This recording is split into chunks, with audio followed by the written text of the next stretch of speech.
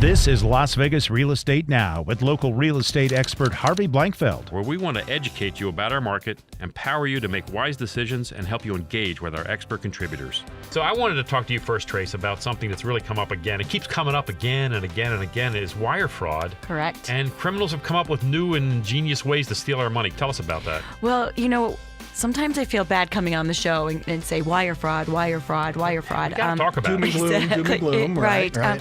But, as much as we try to talk and educate on it, it is not getting any better. In fact, these hackers, so to speak, are getting smarter and smarter and smarter. Year to date, so far this year, just to give you a number out there, $17 billion in wire fraud. Oh, my goodness. 17 billion, not million, not the B. With the B, with the big B, yes. Billions. So what does that mean? As we talked before on the show, we always talked about emails being hacked, them sending in fake wiring instructions. Well, a new way that these hackers are getting smarter is they're actually blocking an email that will come from a lender or to a real estate agent or whatever it is, and they redo the payoff, the seller's payoff. So when you go to sell a home, we order the payoff demand from the bank. You're going to pay off my mortgage. I'm going to pay off your mortgage, John. And I think I, being equity title, gets the payoff. Right. And all looks good because it's from a lender. Sure. That, as I'm sure you do, you have all of your firewalls and controls and encryptions and everything you can have under the sun to protect yourselves. And what will happen then is the title company will now pay off the seller's mortgage, but it actually goes to a bad guy. So what do we do to protect ourselves on this? What do we do, Trace? It goes back old school, and it's so aggravating for real estate agents, for buyers, for sellers, for everybody trying to get the transaction done, but it's communicate. Yep. It's actually picking up the phone, making sure you're talking to the person you're supposed to be talking to, and communicate. Is this true? Is this payoff true? And don't call the number in the email. Correct. Call the number you know. Absolutely. I tell people that all the time. They think, there's a number in the email. Let me call.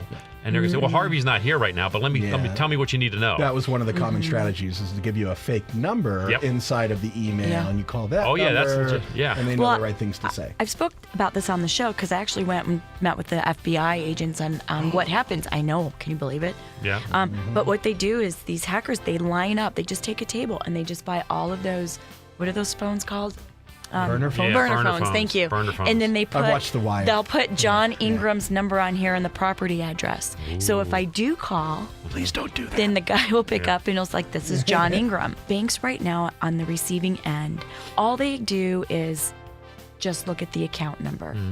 So for instance, if it's supposed to go to, John Ingram, but it really says Harvey Blankfeld LLC, but the same account number, banks don't care about the names. Ooh. So one of the things is if we can get the banks to start looking at the names as well as the account number, that hopefully and even the same way they do with our buyer activity is you analyze the activity, right? Is it normal for this account to be receiving $300,000 in a lump sum from a title company, that sort of thing? Right. Yeah. So communication, definitely key. Make sure you're always talking. Call by phone. Yeah. Easiest way. What about faxing?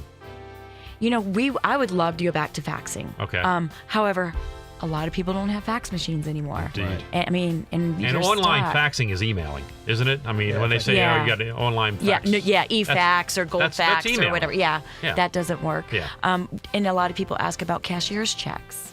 Well, let me tell you, that's the biggest fraud situation going as well. Yeah. So it's a really bad situation. This has been Las Vegas Real Estate Now. Thanks for listening. And remember to tune in every Tuesday morning at 9 a.m. on 101.5 FM, 720 a.m. KDWN.